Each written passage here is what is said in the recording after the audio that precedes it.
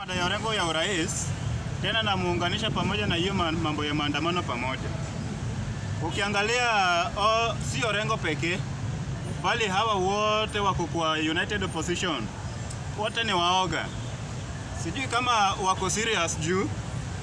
Anza na Kalonzo. Watu wanasema Raila ni mbaya.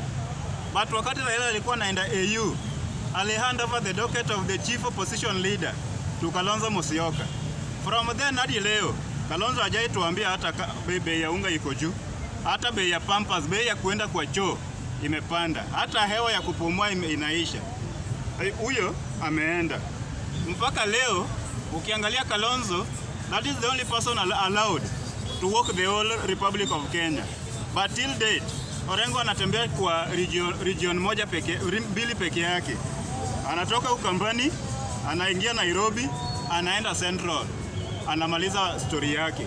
And then mtu ananiambia huyu atashinda Ruto. Hakuna mahali ataenda. Angalia mtu kama Matiang'i. Matiang'i tangu akae, kwanza ile chama yako si yao. Unajua hao wakisi wako confused. Hawajui nini iko mbele. Wote wanakaa tu kama ile chameleon. Hawajui ni nini hasa wanatafuta. Juu hii chama ni ya Wakikuyu.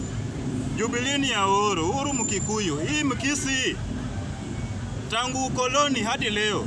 Ni nini the three presidents wamekawa imesaidia huko kwao. Ukiangalia hata huyu Kalonzo.